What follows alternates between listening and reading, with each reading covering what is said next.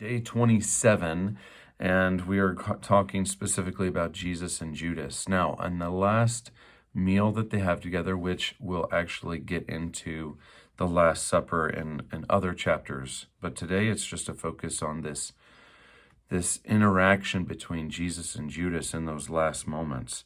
Because Jesus is doing two significant things. One, he is washing the disciples' feet, and two, he is serving them a large meal, right? It's a party. And the Gospel of John makes it plain that Judas was present, in fact, for when Jesus is washing his feet. And can you imagine Jesus washing the feet of the person that he knows is going to betray him? And how does that come across? Well, each and every one of the disciples, it says, goes through a different testing. And it relates to Simon Peter as well. He's washing his feet, but then at some point there's a conversation that he enters in saying, Simon, you are going to be tested, and you are going to turn back. And he says, no, I will go with you till the end. And he says, Peter, you will in fact deny me 3 times. And if you say, and I hadn't seen this, but the name changes. First, he starts with his name, but then he says, even you, the rock, will be broken. And at this point, we can see by the end of the evening, they all end up deserting and running away. Though Peter, of course, does follow along, and that's where we see this journey that he goes through where Peter's hiding himself, but a servant recognizes him, he denies it. Another servant recognizes he denies that again, and then others start joining in. Finally, he gets loud and curses and says, I do not know this man. And then, of course, the cock crows. Now, we see, of course, his response eventually of what happens after he denies Jesus. But then we also see Judas's response.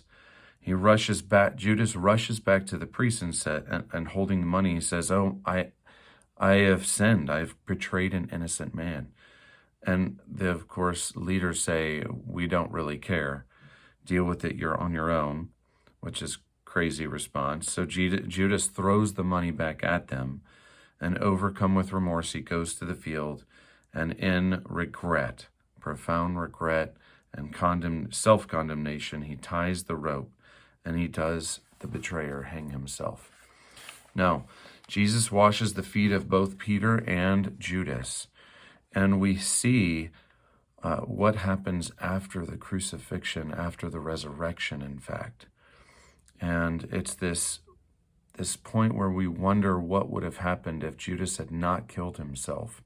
Jesus' post-resurrection reaction might have been different to Judas because we actually see in the response to the disciples and Peter, he forgave them, he restores them, and then he empowers them with the Holy Spirit eventually.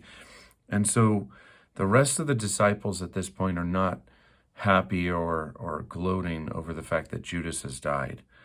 In fact, Peter, of course, says in Acts 1:17, he was counted along with us. He had his own share in the work we'd been given. Meaning there is sadness that it seems like Judas didn't really understand what he was doing, and then he ends up killing himself.